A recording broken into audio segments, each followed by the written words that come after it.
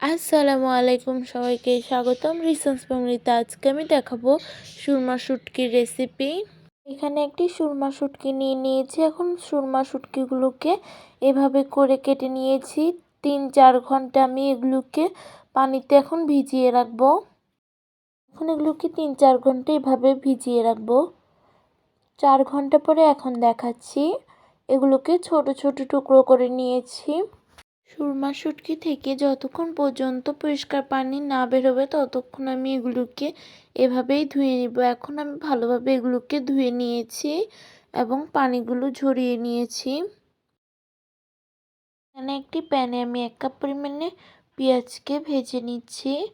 1 চামচ হলুদ গুঁড়া, 2 টেবিল চামচ মরিচ গুঁড়া, 1 টেবিল চামচ জিরার গুঁড়া, 1.5 টেবিল চামচ লবণ দিয়ে দিচ্ছি, 3 টেবিল চামচ রসুন বাটা এবং 1 টেবিল চামচ আদা বাটা দিয়ে দিচ্ছি। এখন মশলাগুলোকে ভালোভাবে কষিয়ে নেব। 2টি তেজপাতা দিয়ে দিয়েছি। এখন মশলাগুলো ভালোভাবে কষিয়ে নেওয়া হয়ে গিয়েছে। এখন শুটকিগুলো দিয়ে দিয়েছি। এখানে আমি 1 কাপ নারিকেল কোড়াকে ব্লেন্ড করে এখানে নারিকেল কোড়া দুধগুলো ছেঁকে নিয়েছি। এখন আমি এগুলোকে শুটকিগুলোর সঙ্গে দিয়ে দিব।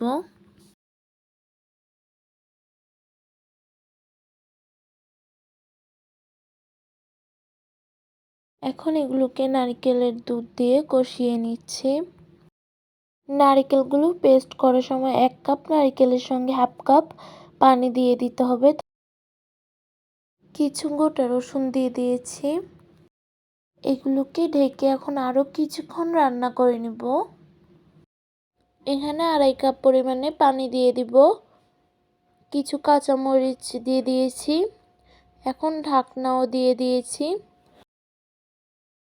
ঝোলগুলো মাখো মাখো হয়ে গিয়েছে। আজকে আমার ভিডিওটি এই পর্যন্তই। ভালো লাগলে লাইক, কমেন্ট, শেয়ার করে দিবেন। আসসালামু আলাইকুম।